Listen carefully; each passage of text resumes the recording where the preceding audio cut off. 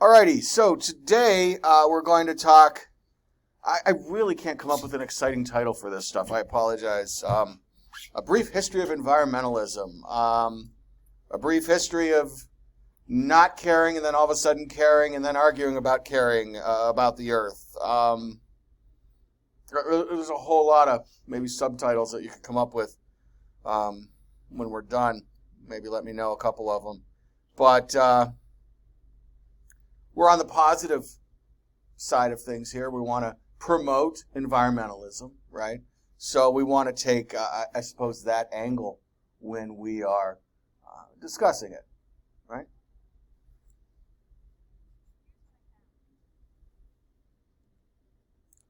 So you want to put this in context, okay? We've talked about in science how we haven't always had the same body of knowledge.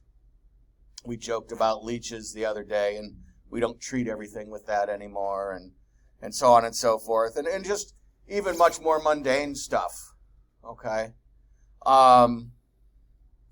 So when folks first got over here, you got to think about where they were coming from, all right, and how many restrictions were on them,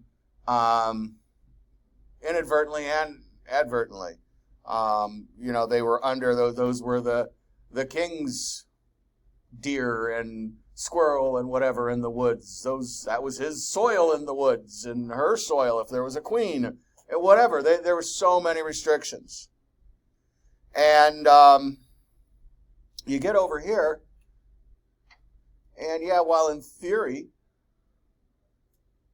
there was still some sort of governorship, it was kind of a free-for-all.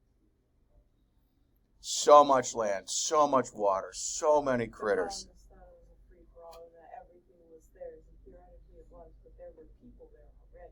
Very true, very true. Very true. The Native Americans were already here. No question about that. So what we have for one of our first sort of environmental philosophies, for lack of a better word, is this frontier attitude, okay? And it was a desire to conquer and exploit nature as quickly as possible. That really wasn't their goal. I'm Dirk Dastardly and we're going to go conquer nature. No, that isn't, what they said, but it was like, oh my God, there's all this stuff here. And we're no longer, limited. And there's just a kid in a candy store kind of thing, So all of this stuff was just so plentiful. And this went for a good 200 years.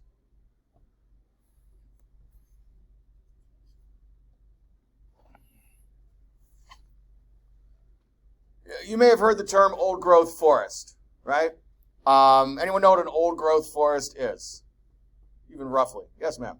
Really old trees that we didn't plant. Yeah. I think there's a number in there somewhere. I don't remember what it is, but trees that are older than X number of years old, that have been there forever, kind of thing. There is a stretch of it, actually up in the Adirondacks. If you've ever gone out to, what's the place with the giant spider web you could crawl on when you're a little kid? I don't think it's Nature Center. It might be. You go out past Old Forge and start heading over towards Saranac. There's a cool little sciencey museum for kids out there. Anyhow, right around there is a stand of old growth. I think I have the picture of my kids crawling on some giant mossy boulders on your website somewhere. That's taken there. There's some around. Not much. Believe it or not, in Syracuse, Green Lake. Anybody been to Green Lake Park? Awesome place, right? Let alone the lakes, the woods. It just feels different there. And one of the reasons it feels so different there is because it's so old. Don't quote me that it's old growth, but it is very, very old growth if it's not the original stuff. But like I said, just driving into the park, it feels different. We always tease the kids that's where the wood elves live. It just seems right.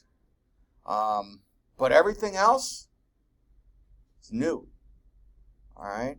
And I know you look at some of these trees and say, oh my gosh, they're so tall. And yeah, well, we're talking a couple hundred years as new. but still, it's been replanted. And thank goodness at some point we had the forethought, the foresight, whatever you want to call it, to start replanting. So what's the slide say here? Forests of the East gone within a few generations. After the Civil War, they moved on to the Midwest. I'm from the Midwest. There's a whole lot of nothing but farmland over there. There are some woods here and there, basically where it was too annoying to farm, where it's hilly and whatnot. But otherwise, it's clear. It's clear. Now, I don't know that any of you, me included, can process what 160 billion board feet of pine is, but I can guess that it's a hell of a lot of pine. Okay? Leaving less than 6 billion alive in the state. And this is Michigan. And Michigan is big. Okay, Michigan goes all the way up to the other side of the lake as well. It is forest. And I've driven up through a lot of that up there.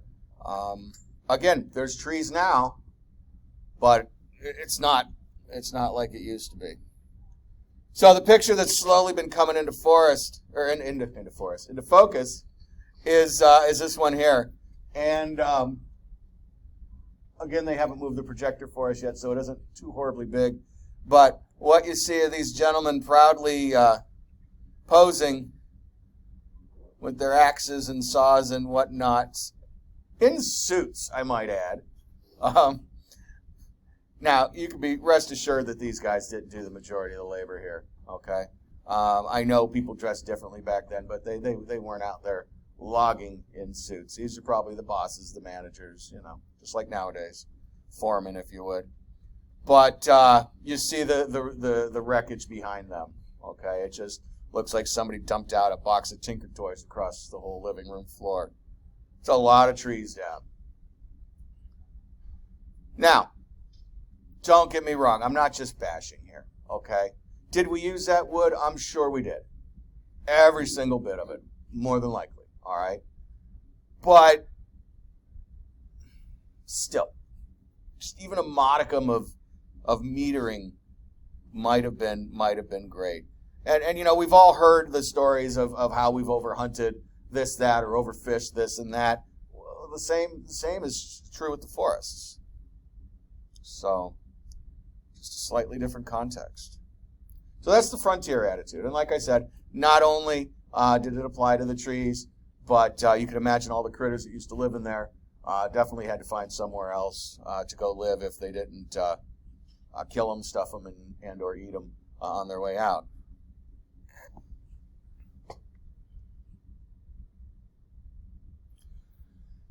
It didn't take long for a handful of folks to say, this is not sustainable. This is not cool. Some of these names might seem familiar to you. All right? Mr. Audubon. Mr. Thoreau. Marsh, you probably don't know. He's actually wrote some books that are still used today. But hardly anybody knows George Marsh.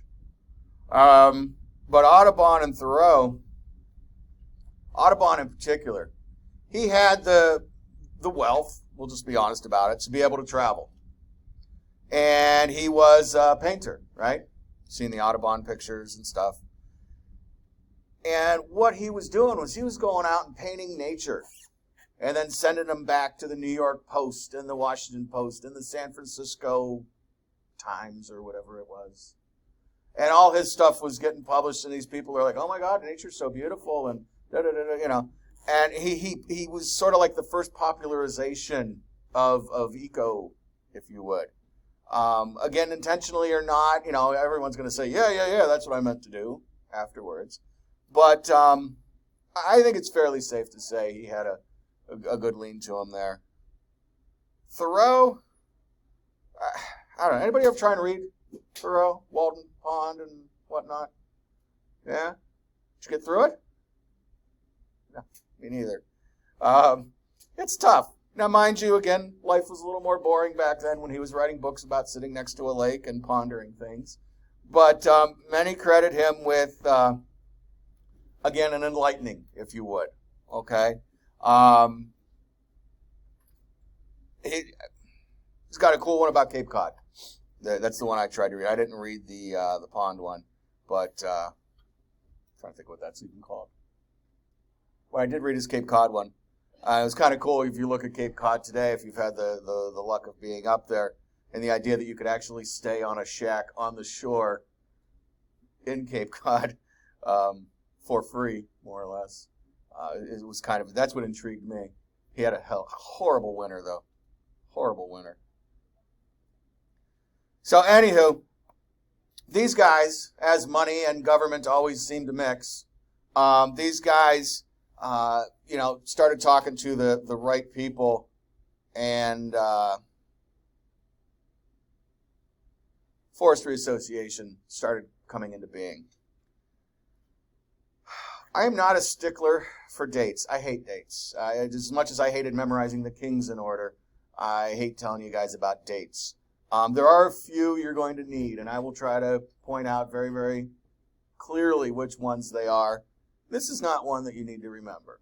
If you want to, feel free. But this is not one of those dates.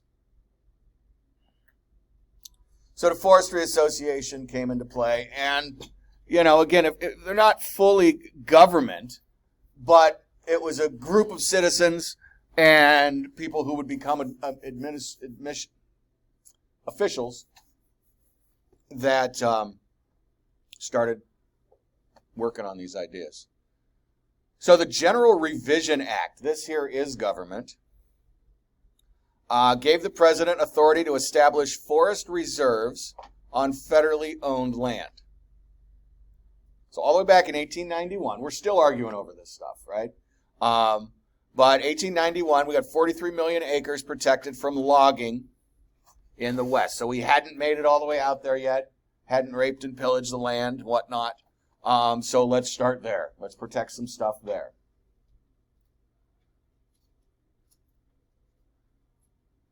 And this federally owned land thing, again, going back to the Native Americans and whatnot, it wasn't the government's land to protect, but hey, good that they decided to do that, I suppose.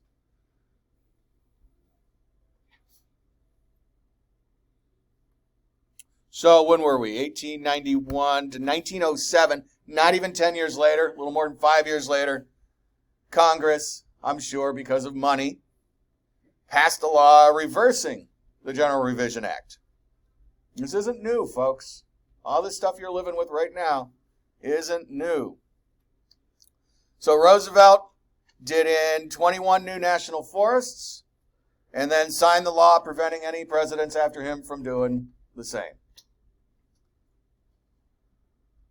Roosevelt was a friend of the land. You'll see why in a moment, but he's one of the first presidents that sort of shows up conversationally and historically in this stuff. And again, when you see pictures of him, he again, people dressed differently back then, but he was even rough for a president. He really was. He was a cowboy, by all means. And when these guys, they went out camping and whatnot, they had, I'm sure, servants and whatnot doing the cooking, but they were out there in horses and tents and whatnot. Yes, ma'am. I've heard lots about him being a great conservationist. Do you know why he would sign a bill preventing more people from protecting more forests? Probably pressure. I'm just, I don't, like I said, we're going to talk about him actually a little bit more in a minute. Okay, keep that thought in mind. Would make sense And, if Congress reversed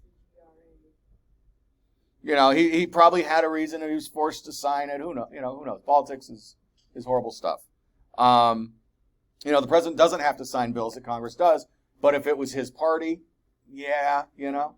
So, and I don't know that much about even current government, let alone 100 years ago, government, to know who was in charge back then. But, in all honesty, I don't even know if Roosevelt was a Democrat or Republican. But, what?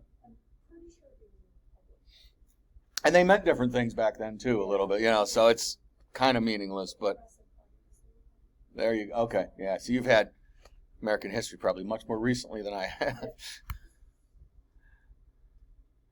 All right. Gifford Penshaw, first head of the U.S. Forestry Service. So again, he signed a bill protecting, not allowing people to put anything else under protection, but we've got the Forest Service. So I kind of, it was tit for tat kind of thing. Okay, I got to sign this, but we're going to put these folks, finally make a government agency in charge of doing something. So I told you he was a friend of nature, but for a reason. These folks are what we call utilitarian conservationists. Utilitarian conservationists. They see the value of natural resources because of their usefulness to us as humans. All right, it's not altruistic at all. We're going to get to that one, that philosophy. But this is a penny saved is a penny earned kind of thing. Okay? Hey, I know we love these woods, but let's slow down a little bit so our grandkids can have some woods. Not a bad idea, but still, I don't want to say selfish, but certainly not, save the trees. Let's go hug them. This isn't that at all. And again, this is still out there. When I was in college, one of the big things was a company called Ducks Unlimited. All right, there's all kind. There was Greenpeace, there was Nature Conservancy, there was this, there was that, and there was Ducks Unlimited. And I'm like, oh, cool, I like ducks. And so we didn't have the internet back then. You couldn't Google this or anything like that. So I sent them some money, and I got their pamphlet. Turns out they're hunters. And again, nothing against hunters. You hunt, that's fine. God bless, whatever. But that was not my idea. So they want to conserve ducks so they could kill more ducks. That's utilitarian conservationism, okay? And again, at least they're just not blindly going out in killing sprees and whatnot anymore. So it's a mindset, and it was a step in the right direction. And again, believe me, it's still there. You hear this stuff about, this president closed off our oil reserves, that president opened it up. They're all utilitarian conservationists. Whether you want a Democrat or you want a Republican or you want the gas or you don't want the gas, it's still happening under this mindset. Okay? We're conserving it for when we think we need it. When we think we need it is what we're arguing over. So, Yellowstone. Anybody been lucky enough to get out to Yellowstone? Wow, one person. All right, usually get one or two. Sometimes nobody. It's way far away. I was lucky enough to see it briefly. A buddy of mine moved out to Vegas, years ago, end of the 90s, and it did not work out. So I volunteered to help him drive back. So I flew out there and I said, but I want to see, and I rattled off, Great Salt Lake, the Badlands, Yellowstone. He's like, yeah, sure, whatever. He didn't look at a map, but he agreed to it also. We spent about most of a day in Yellowstone. It is an amazing place. And if it weren't for all the damn tourists, you'd think you were on Venus or something. It's really amazing. I know there's a lot of folks worried that it's going to explode. We've all seen Super Volcano on Nature Channel or whatever it is. Yes, there is a giant active pot of magma underneath it, but that's why all that cool stuff is there. Okay? You wouldn't have the geysers. You wouldn't have the mud pots. All that nifty stuff. The funky smelling mist wafting through the place, if that wasn't there. The entire park is what they call a caldera. It's a collapsed volcano. And when you see the size of the park, it's difficult to believe that a volcano could have been that big ever. It's just monstrous. But as I said, please don't let that stop you. If you ever get the opportunity to go to Yellowstone, please go. Amazing place. So it was our first national park. 1872, Ulysses S. Grant signed that one in. All right. And let's check something real here.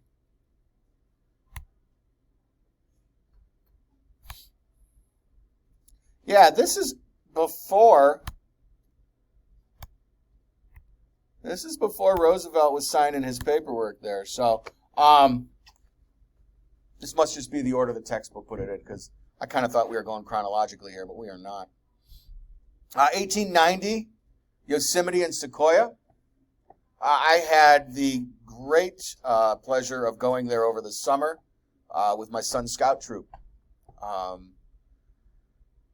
California is where they are, and if you've got an image of California from television, boy, you go 1 hour in from the coast, you'd think you were, I don't know where. Certainly, the Adirondack. It's woods, it's mountains, it's amazing. And we went everywhere from freezing at night to sweating at night to I didn't hike 2 miles up, but many of the boys did. Amazing world. And John Muir, all right, you see his name show up. Sierra Club. You may not have heard of John Muir, but you've definitely heard of Sierra Club. All right, all these things were put together back then. Yes, ma'am. You have not heard of Sierra Club? Well, I think they better still be a thing. They're one of the conservation clubs out there. Give them a Google. They're a good cause, and again, they're over 100 years old. They've been there, test of time. Not radical or anything, like Greenpeace and whatnot. No eco-terrorism or anything.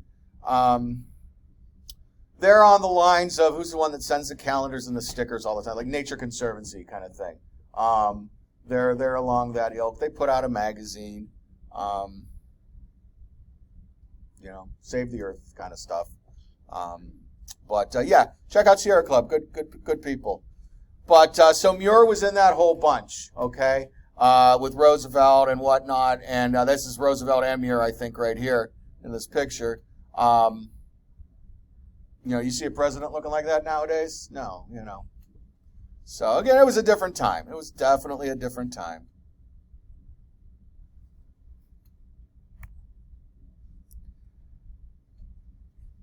Here's what most of us who think we are think we are. Biocentric preservationists. All right? Protect nature because all forms of life deserve respect and consideration.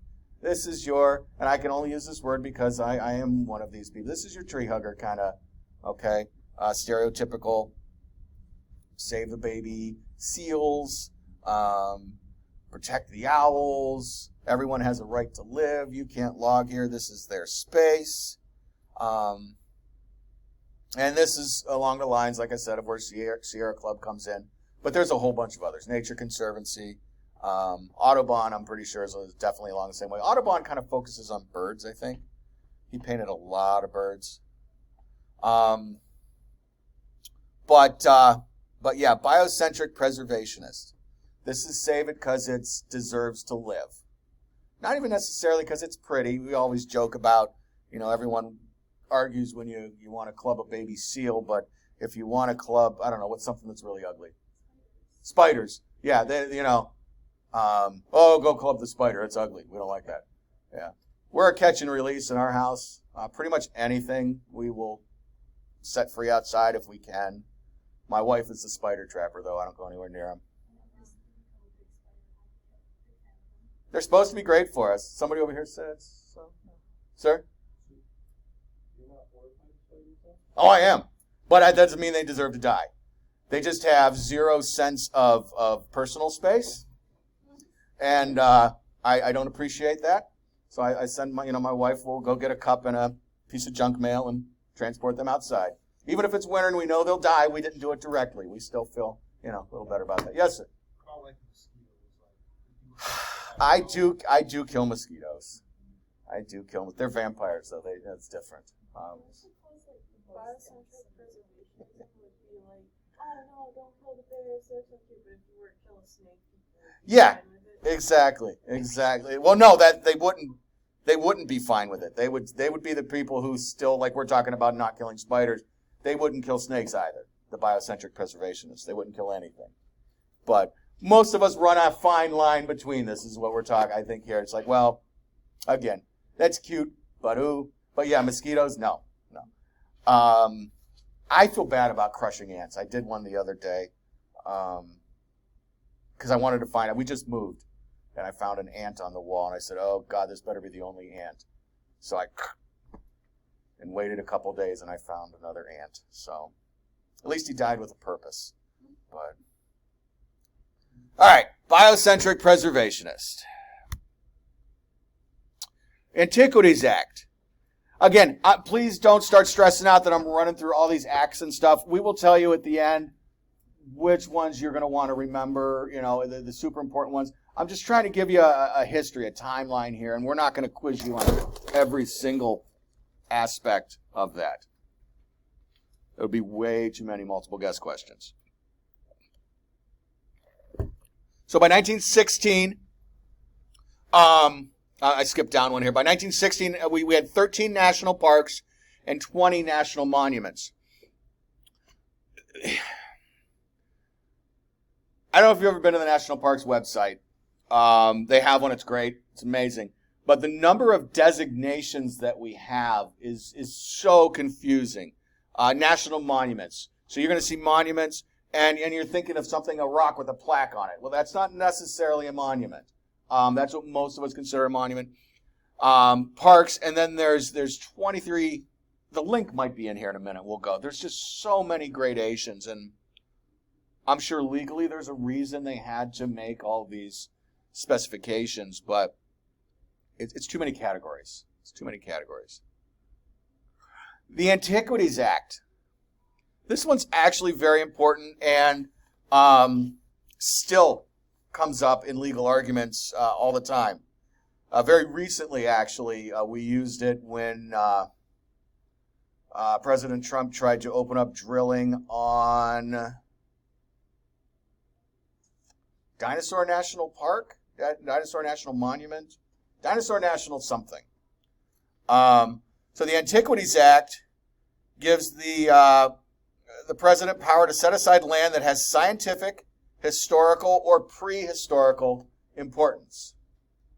One of the ones that they wanted to do, it must be in a great place because it's a dinosaur's place again.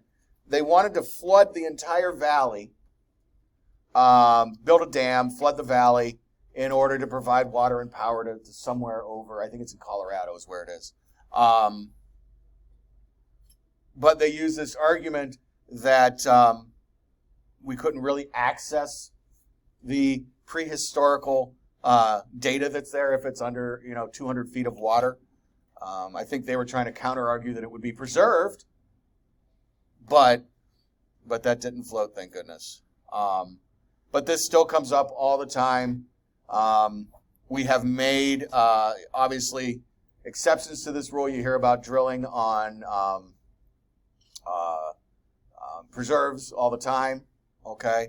If these laws have been in 100 years, that at some point somebody passed a thing to let them do it, and whether or not,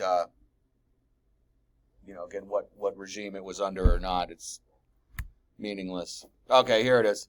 So today there are 58 parks and 73 monuments, but that is not the full scope of it. I did have this on here. I thought so.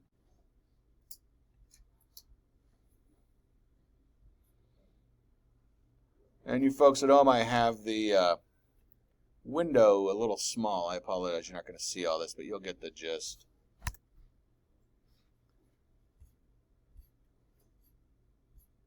Where is it at?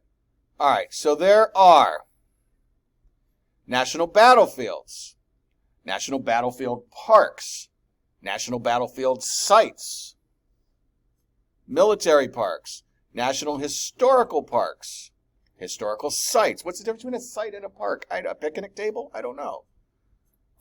Sites, lake shores. National lake shores are fun. You should definitely go to those. Memorials. National parks themselves. National parkways.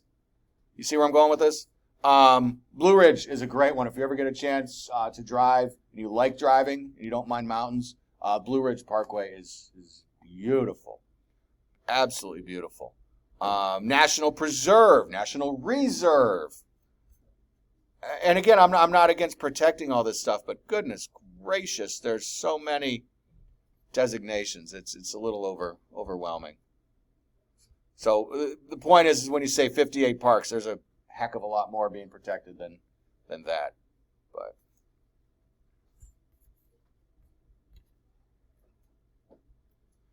it's the use without impairment clause. That's the one I was talking about. I just told you guys about Dinosaur National Park. So the Antiquities Act set it aside, but the use without impairment clause, this is when that came into play. All right. Conservationists and dam builders, those dam builders, they would have drowned the canyon with 400 feet of water, and impaired use should not be allowed, and it's still used as a legal protection today. That's the one, the use without impairment clause. So, yeah, I blended my two laws together there.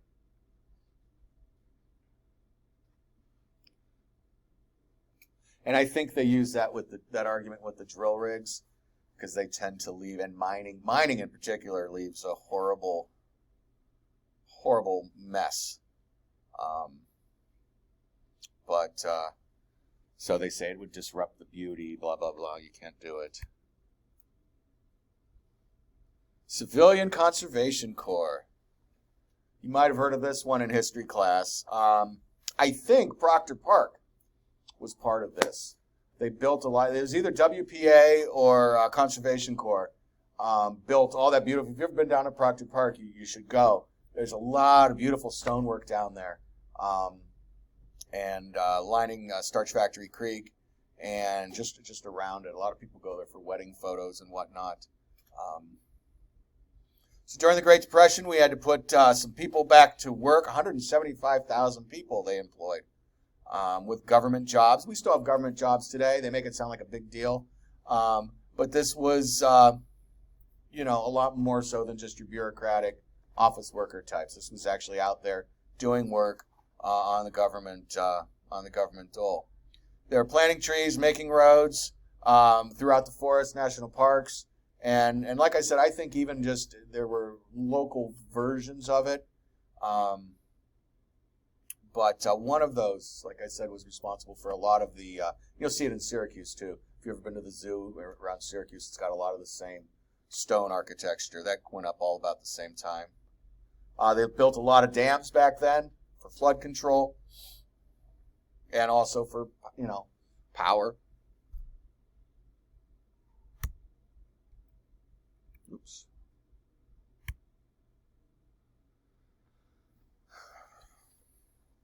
Then came the 30s, and we had a huge drought.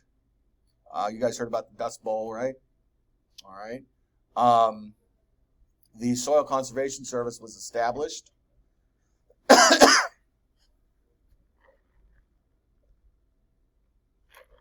Again, this kind of goes along the lines of our frontier attitude with some of the farmers back then. They had so much land, so much everything, they just plowed. Okay? Uzitz was saying, drill, baby, drill. Well, they were plow, baby, plow. And without really a whole lot of care what was going on. Well, once the soil dried up because of the drought, and the topsoil all blew away, it went somewhere. Somebody got a lot of nice soil. But we lost it in the Midwest where they needed it. It was really tough to grow food and whatnot. So we had the Soil Conservation Service. And a weird little neat connection here. My wife's step-grandfather, I guess, her grandmother remarried. I guess he'd be a step-grandfather. Was one of the guys that got sent out there. I don't think he was old enough to have gone in 35, but definitely like 40s. He was an agronomist, grasses. But, and it was a huge thing. And it was just some simple fixes that, we'll say scientists in quotes, scientists knew, but it was either the farmers knew, but it was a pain in the butt, or they just, in some cases, didn't know. Things as simple as don't fully rip everything out of the ground at the end of the season. Leave your roots there because the roots hold on to the soil. Leave tree breaks for the wind. Just a handful of things that probably were inconveniences, but in the end were necessary if they wanted to have any semblance of sustainability. So.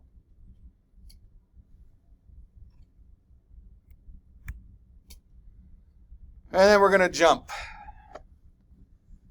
to the hippy-dippy 60s. when, as far as most of us are concerned, that's when the whole environmental thing started. And that was sort of the point of this, is to show you that it has been building over the centuries. So, Wallace Stegner, never heard of that. Paul Ehrlich, no. Rachel Carson, maybe. All right, Silent Spring. Very famous book, scared the hell out of a lot of people. I'm not really sure how she got onto the bestsellers list, but she did. There was a pesticide called DDT back then. And we've got a derivative of it that we still use, DEET. I think DEET is roughly related to it. Don't quote me on that, though. But DDT. And it was working its way through the food chain. Something you guys will learn about at some point in the semester. But the problem was that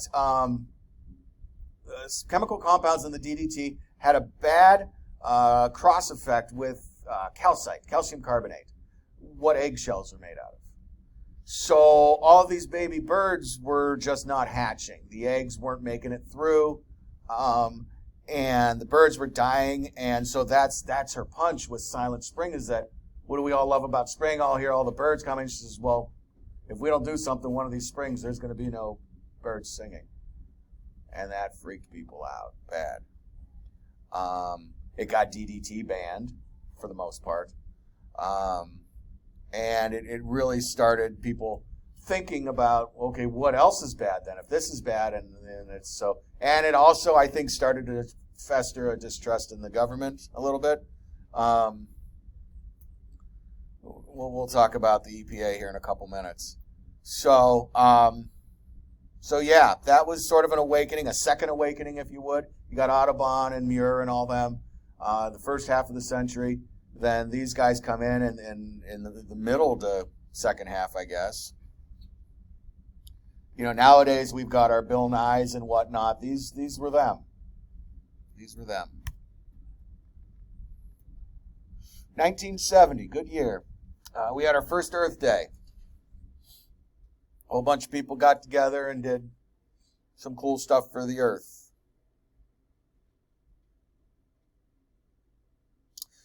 1970 also saw the creation of the EPA. What does the EPA stand for? Somebody remind us. Agency. Environmental Protection Agency. Yeah. They're government. They're not an association. They're an agency.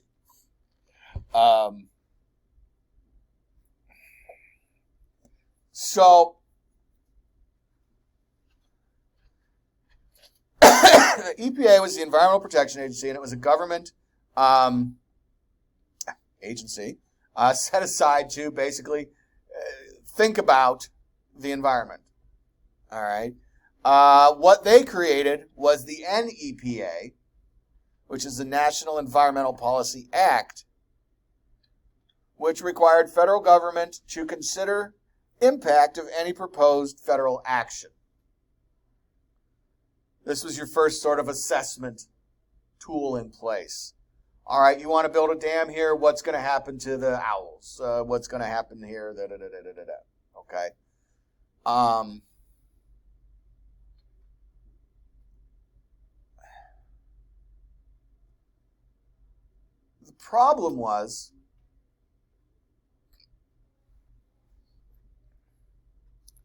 The problem was that these guys were viewed as bad guys, the EPA.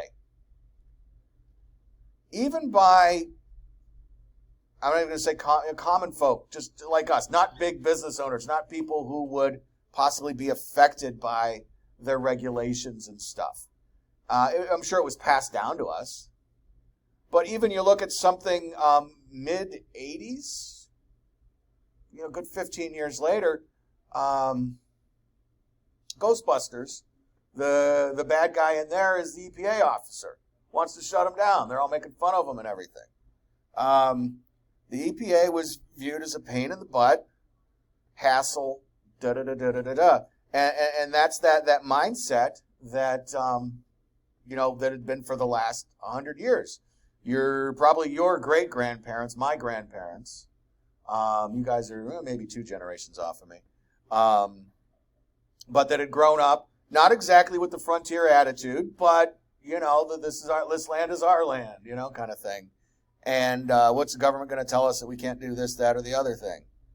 They all hadn't started dying from cancer and everything yet from all the chemicals and whatnot. So, or if they did, we didn't know it was cancer, So there was still very much that, who the hell are you to tell us why can't I dump my oil in the drain over here?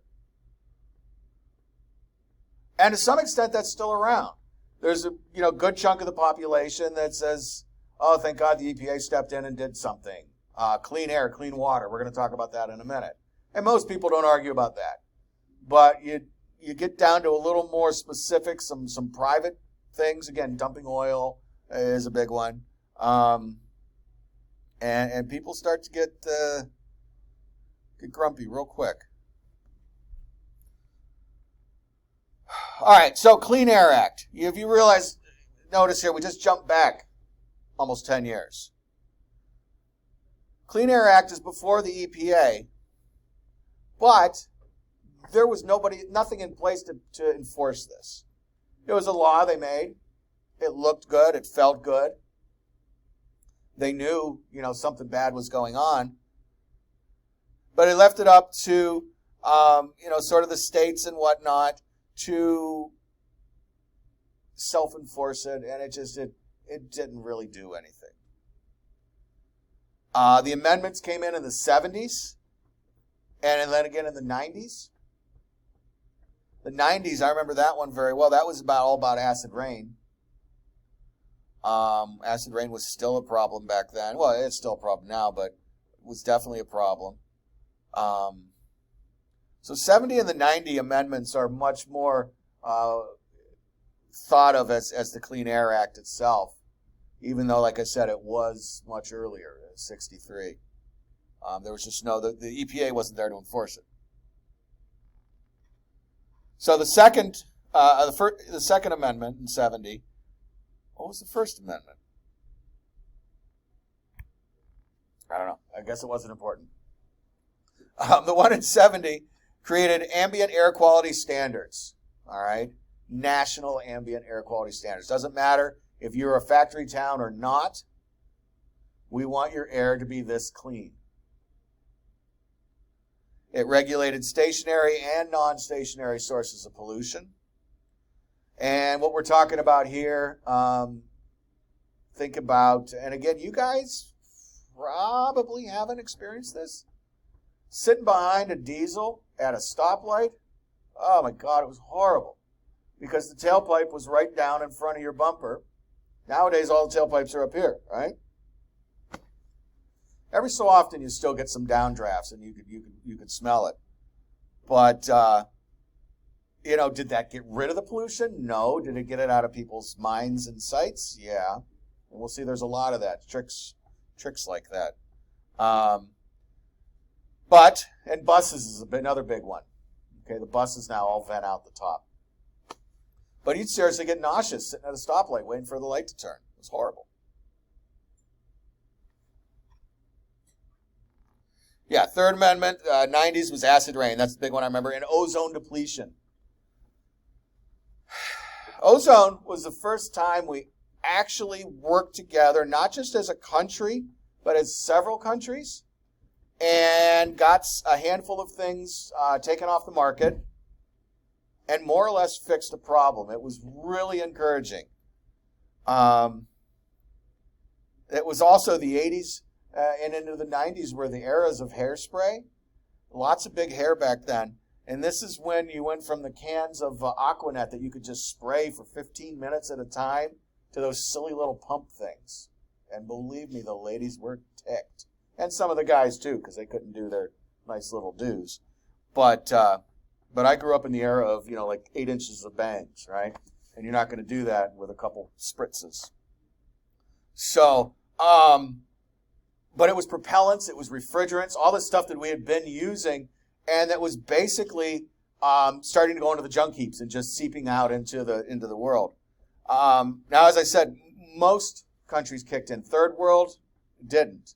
But it's consolation, so to speak, that it's in small enough use in small enough areas that it's sort of okay that they still use it, for lack of a better word, it's okay. Gasoline vapor rules. I haven't heard, if you guys watch the news, you sometimes will hear Ozone Awareness Day. And it's really hot in the summer and often on a humid day. It's mostly for bigger cities. We used to hear them in Baltimore a lot. And even in Toledo, they probably get it in Syracuse. They ask you not to fill up your gas until the sun goes down, not to run your lawnmowers until the sun goes down. The hydrocarbons, these fumes that come off of petroleum-based products, basically, in the sunlight go through this chemical reaction, and they make this chemical that breaks down ozone. You're familiar with it, and, well, actually, not breaks down ozone, it makes ozone. It's called smog. All right, and if you've ever been to a larger city, you've tasted that lovely air, okay? That's ozone at ground level. We very much like ozone, but up in the stratosphere, not down here. So just these things came up, and again, in theory, it helped to clear the air. We've got these lovely smokestacks that have been coming into view. All right. It's misleading. I'll be the first one to admit, this picture's misleading because the number one ingredient that's making that so dense and white is water vapor. Okay. But there's nasties tucked in there. Don't get me wrong. Depending on what they're burning there and so on and so forth. Coal, you hear a lot about coal. People don't like coal, not just because of the hydrocarbons, but coal, they call it dirty. Coal has a lot of sulfur in it. If you've ever had a fish tank, like an aquarium set up, and you've stirred up the gravel in the bottom, and you go, boop, boop, boop, boop, boop, boop, and you go, oh my Lord, that's coal.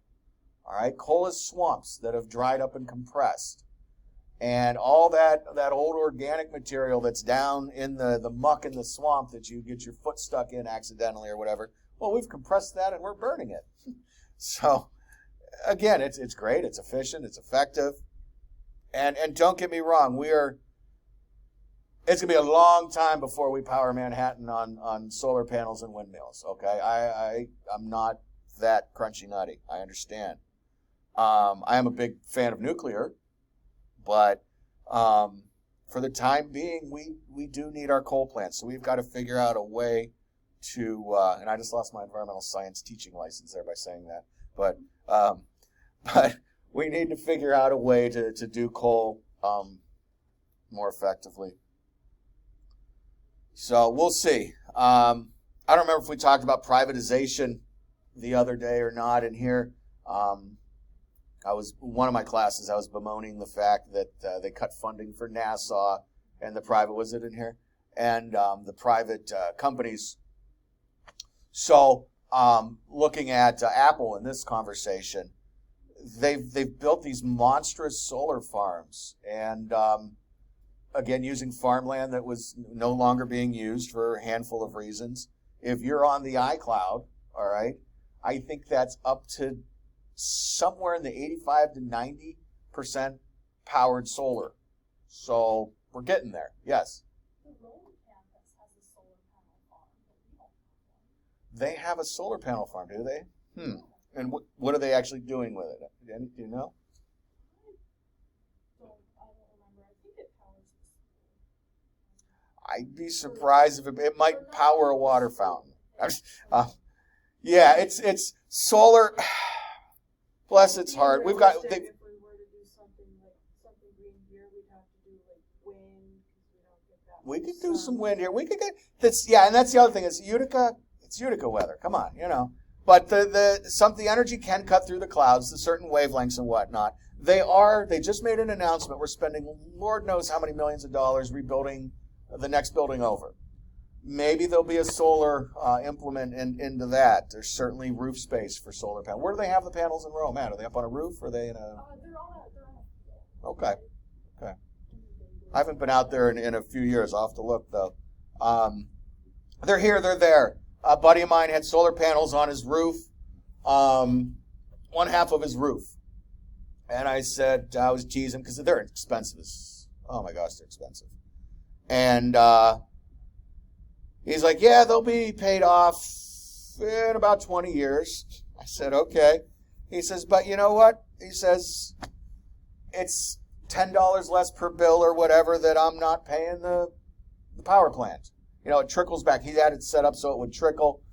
You know, he wasn't trying to power his refrigerator or his house or anything off of that. He was taking the light, putting it into a battery, and then releasing it back to the, or maybe it didn't even go to a battery. Maybe it just went right back into the grid. So he was feeding the grid and getting energy credit for it. So maybe if we all did that, we wouldn't be relying on a giant field or whatever. But for the time being, for a while, we've got to deal with this. And so we need to figure out a better way. We talked about still needing science to do stuff. All right, we're going to rely on that.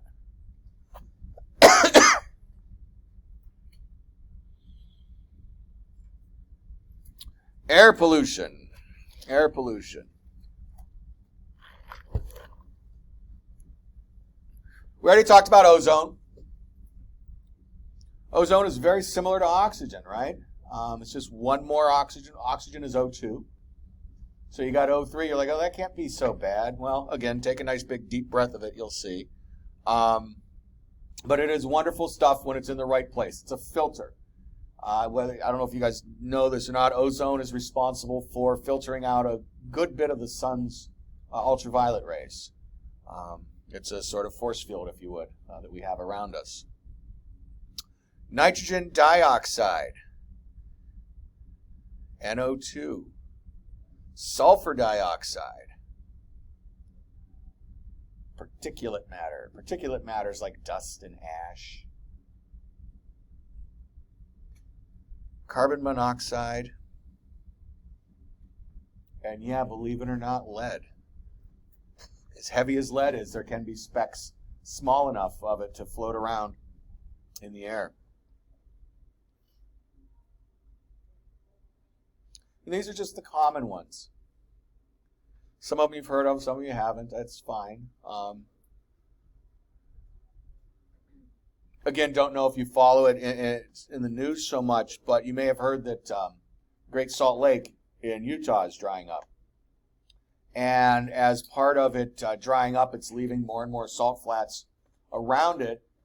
And they're finding at an alarming rate arsenic floating around in the air, in the dust, from the salty, dusty, sandy stuff.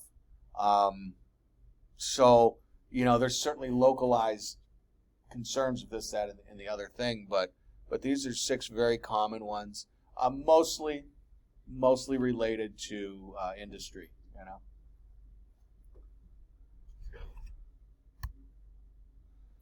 I used to have slide upon slide upon slide of these stupid little graphs, and there really wasn't too much to it. And now that our thing is so small, I know you really can't see it.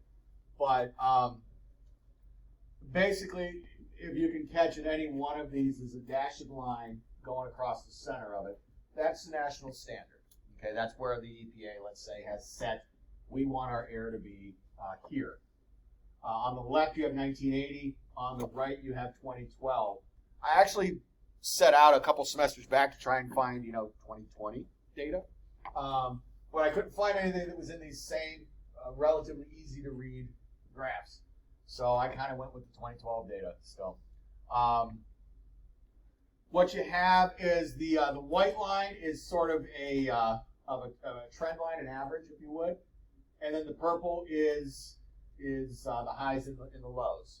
Your two, if you want to say standard deviation, so to speak. So we're just going to look at the white line and the dashed line. And we've got ozone, okay? Ozone, we've really been riding the lines of limits there. But we were very high before, so we've done a good job of filtering out a lot of the ozone. The nitrogen dioxide, way low. Sulfur, all right? Sulfur has definitely dropped. I told you in the 90s we heard a lot about acid rain. All right, go back to the 90s, right where the D in standard is, or national standard. All right, we dropped in 10 years 50 parts per billion. Which, parts per billion, that's a lot. But, or not a lot for it to be 50, if you know what I mean. But still, we dropped, okay? And it was enough to get us down to, and now we're well below that. And a lot of that comes from putting special things on the tops of the smokestacks to help filter out. And it was costs for the businesses, the companies. They didn't want to do that, but they were forced to, thank goodness.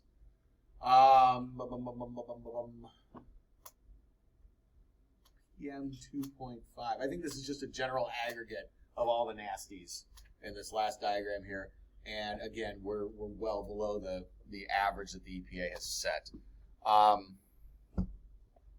Lead's a great one. Or if you like, what was the thing going on? It was just with the dark chocolates.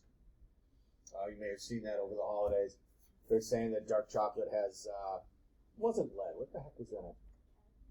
Cadmium and a couple other just horrible things, but they occur naturally in the soil.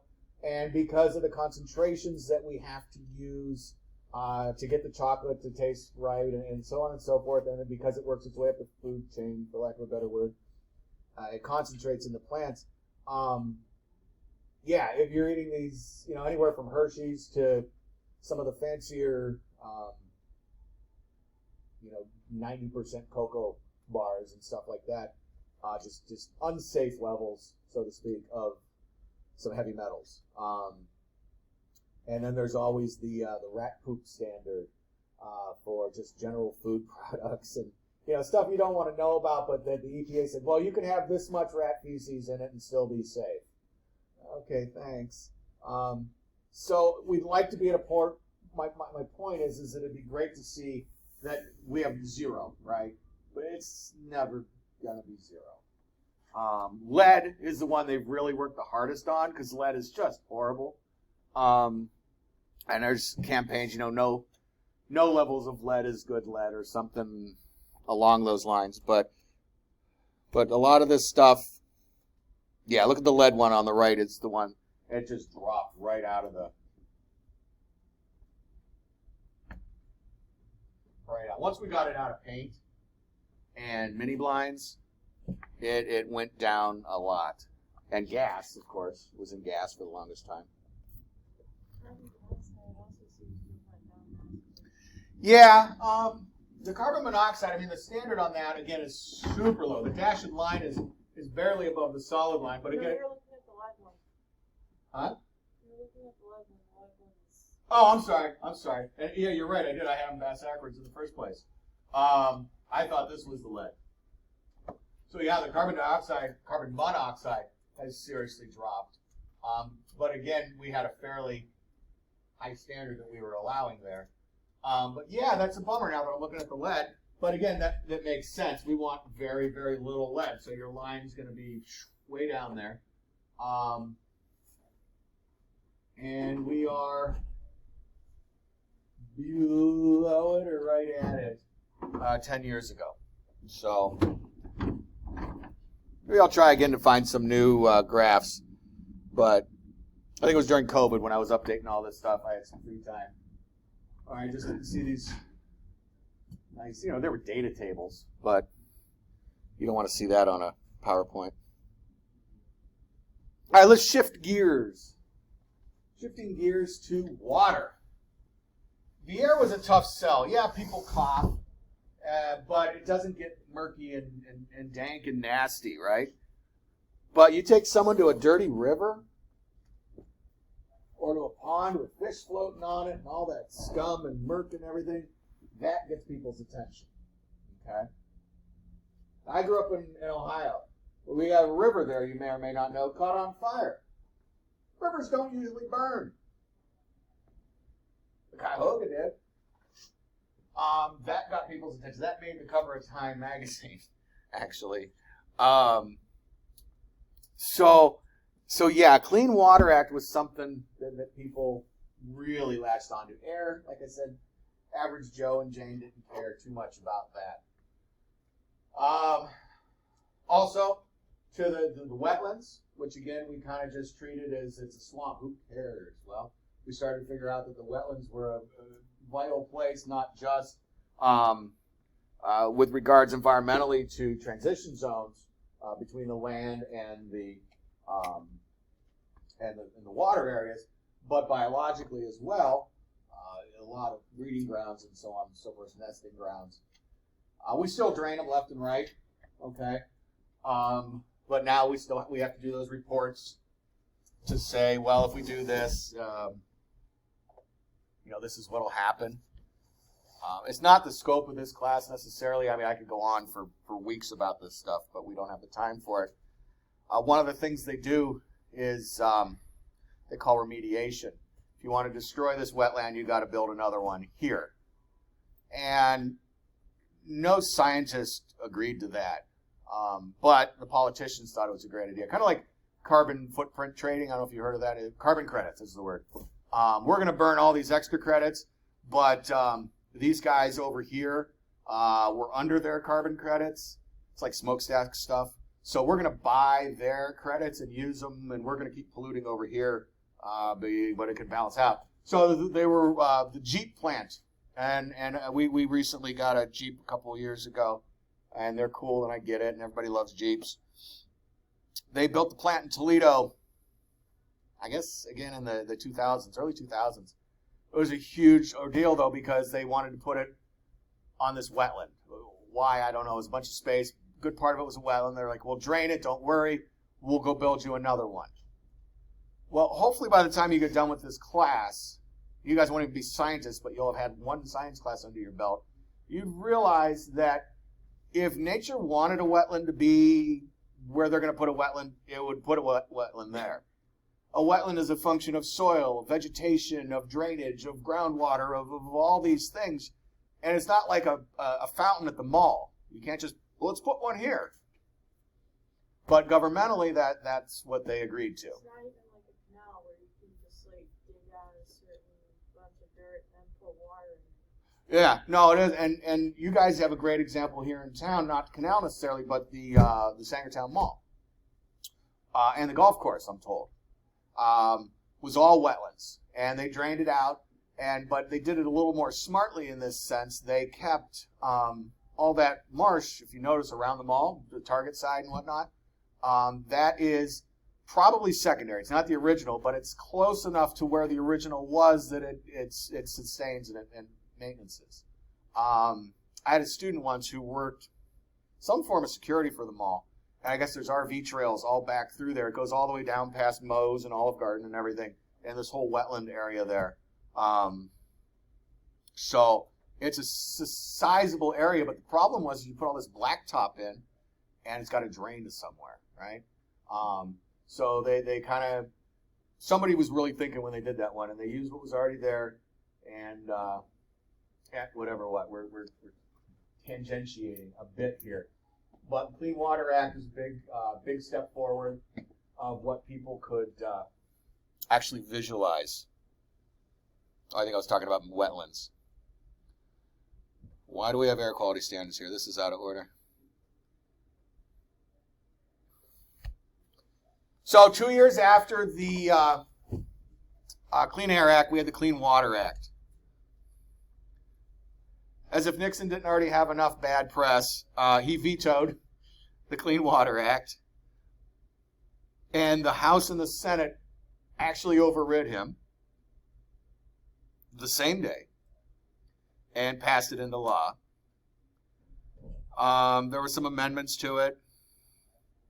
But again, you see 48 down here.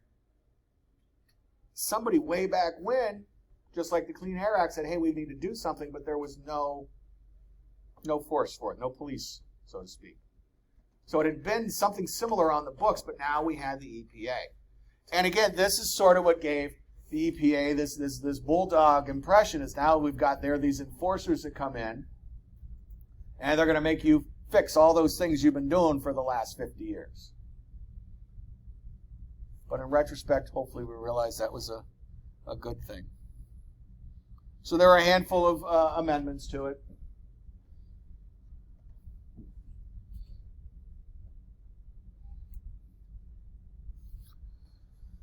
Permits.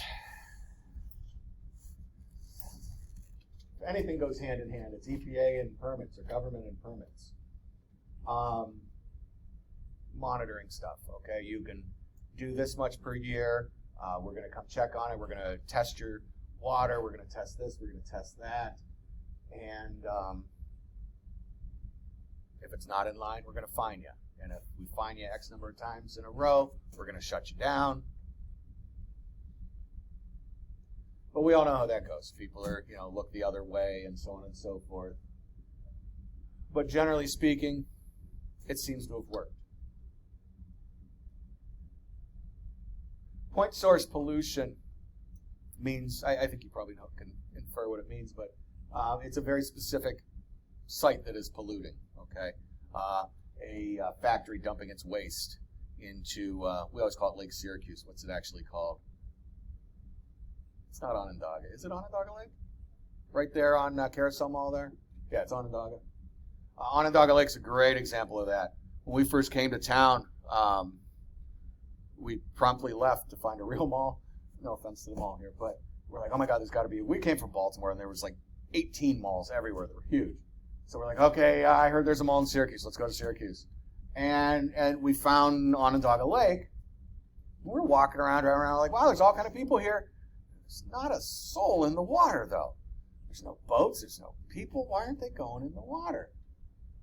And at some point, we found ourselves at most downtown over the Science Museum there, and saw the huge display about over the years what the salt manufacturing and whatnot had done to all the various sites around the. If you've gone to the fair, you've seen all those old factories on that side of the lake. It's insane. But how poisoned that lake had become. It's one of the most polluted lakes in the country, actually. And it now, just FYI, it's been cleaned up. They did an amazing thing. Most of it is sealed under the mud, but the floating part of it is the water column itself is actually clear now by EPA standards. And people slowly but surely, but if you remember a couple years ago, they tried to start a whole beach thing. Hey, you can swim here now. Nobody bought it. But another generation, maybe, it'll be back up and going again. Mining. Mining is another one who got a lot of bad press in the 90s. They were finding dead eagles next to these leaching pits. Gold mines in particular, they use cyanide to remove the gold from the rocks. And so they just had these giant pits of cyanide next to the gold mines. They dumped the rocks in, pull the gold out, and deer and birds were flying, walking over, flying. And the general public somehow got wind of it. It was a huge, huge thing. They still have it. They just have to put fences up now, and I think maybe probably cover it to keep birds out. But yeah, you kill a bald eagle, people go ballistic. So all this stuff, oil and gas. You remember fracking? You guys remember that at any rate. That was a huge ordeal, and probably got shut down somewhere around because of the Clean Water Act. Some function of it, I'm sure. So the list of water pollutants, common water pollutants, probably looks a little more familiar to you than some of the chemicals on the other site. I'll let you read them as I check. You guys lied to me the other day. Except one person didn't lie. It's over here somewhere. But everyone else is like, yeah, it's 20 after. No, it's 19 after we get together. Yeah. You hear what you want to hear. I'm like, yeah, all right. Yeah, we get out now. Okay. 12:35. I think you guys convinced me the other day that it was now, though. Microorganisms. Disinfectants. Disinfectant byproducts? Whatever. Disinfectants. Inorganic chemicals. Organic chemicals. Organic's good, right? No. Some benzene, organic. Not good.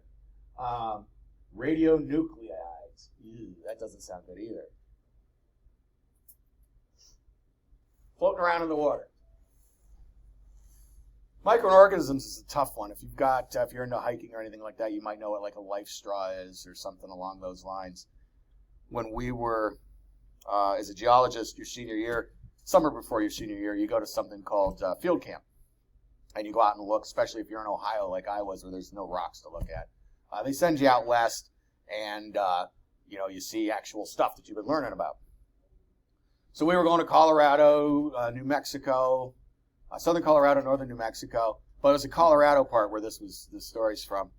And we're up there, where the Coors commercials are filmed and all that stuff. We're like these fresh mountain streams, and they're like, yeah, don't drink out of there. What? There's no one here to pollute it. They're like, sheep. What about sheep?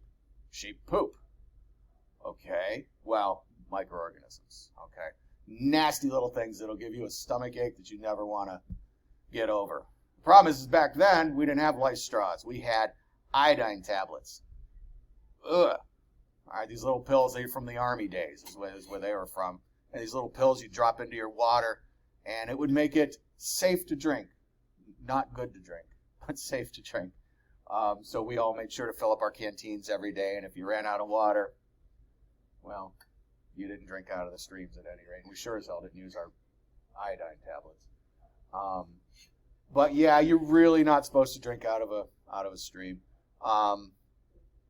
And one of the things they say, if you watch a lot of animals even, they will kind of bat at the water before they drink. All right, and in theory, you're mostly getting surface stuff. But again, they're clearing the water away from some of the whatever's floating on the surface before they drink from it. We'll talk a little later in the semester about evolution and whatnot, hopefully.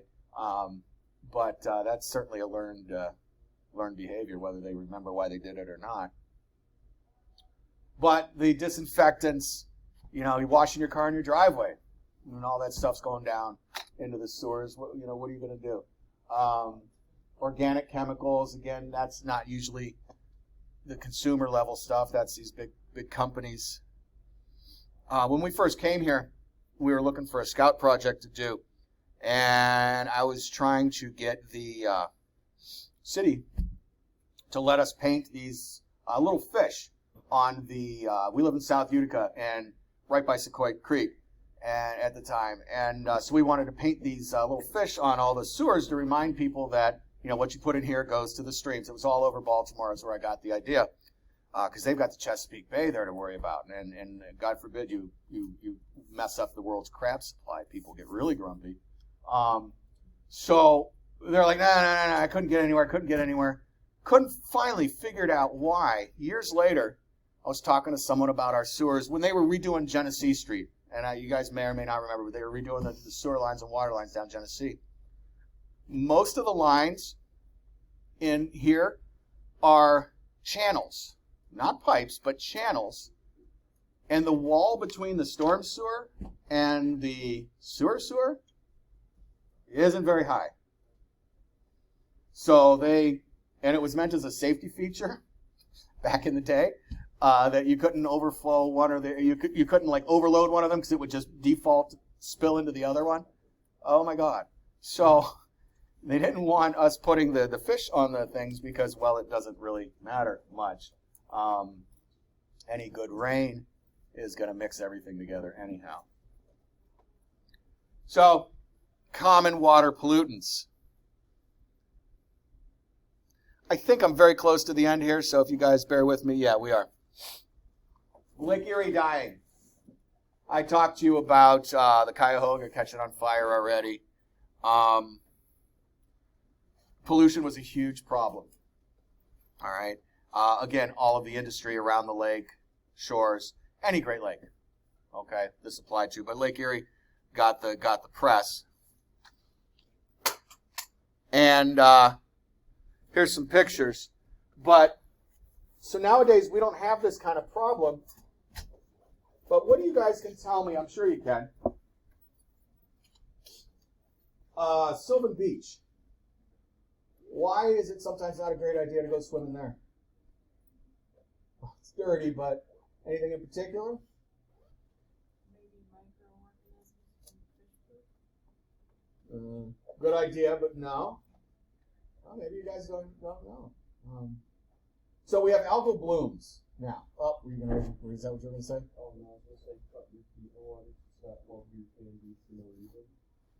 We've actually never been, but I can believe the beer can beach thing. Yeah, always wear flip flops, man. There's a reason. Reason God created flip flops. But yeah, no, we've been as far as that place that sells that really good hot ham sandwich and that little carnival kind of place that's at an amusement park. But we've not really done beaching there. They close it with some frequency due to algal bloom. Okay, and the lakes nowadays, they don't look like this. We're not worried about that, but they have algal blooms. Your Great Lake, like Ontario, oftentimes you drive up there and you'll find out that the lake's closed for the day. It's cyanobacteria, and it's basically all of the fertilizers and whatnot that wash in, and they feed these, well, they're not green plants, but algae like the same thing the plants like, okay? And they bloom, and it's creates a toxin in the water. And you can pull up these satellite images. I know of Lake Erie, and I'm sure of Ontario, where you just see these right near shore. It's just bright green. All along, it's bright green. And, you know, that's our new pollution, so to speak. Okay, we fixed this stuff. We've got to work on agriculture. But again, we can't not fertilize. What are you going to do?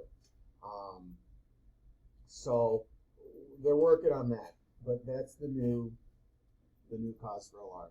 So. All right, you guys. This was me doing chapter 2. Okay, we're going to move on from here. I don't know if it's to chapter 3 or not. I got to take attendance, and technically, I still have you for 7 more minutes, so don't leave. But so we're moving on from here.